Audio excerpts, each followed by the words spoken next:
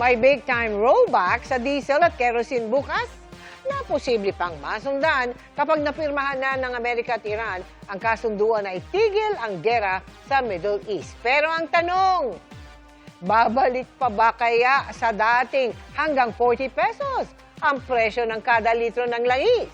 Nakatutok si Joseph Moro. Halos 4 na piso hanggang 6 na piso kada litro ang bawas presyo sa diesel bukas. Para sa gas o kerosene naman, 50 sentimos hanggang 2 pesos and 50 centavos ang rollback kada litro. Pero sa gasolina, depende sa kumpanya at lokasyon ang pagbabago sa presyo. 32 sentimos ang rollback kada litro ng ilang kumpanya, pero ang iba magtataas presyo ng piso at 68 sentimo kada litro. Ayon sa Department of Energy o DOE, epekto na raw yan ng tila unti-unting paghupa ng tensyon sa gitnang silangan. Normally, yung markets move faster, no?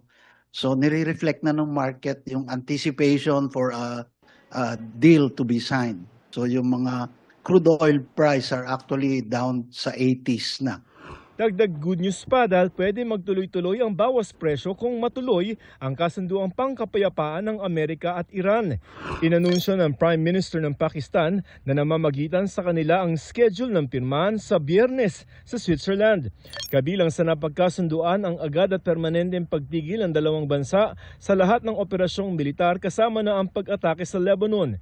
Mensahe naman ni US President Donald Trump sa mga barko ng mundo, maglayag na at padaluyin na ang langis. Inaatasan na umano niya ang toll-free na pagbubukas ng Strait of Hormuz at pagtatanggal ng blockade o harang ng Navy ng Amerika.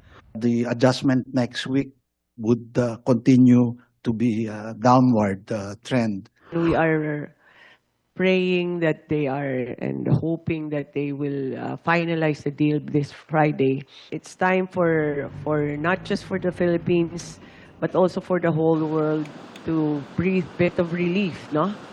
Because the conflict that has caused so many problems in our country and all the other countries looks like it's coming to an end.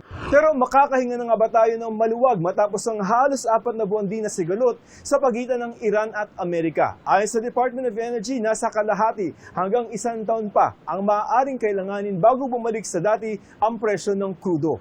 Hindi raw kasi kaagad-agad na may babalik ang supply lalo pat may ilang bansa tulad ng Qatar na nasira ang gas facility. Does it go down to the pre-war level? Not immediately, probably. Kailangan natin ng another 6 to 12 months.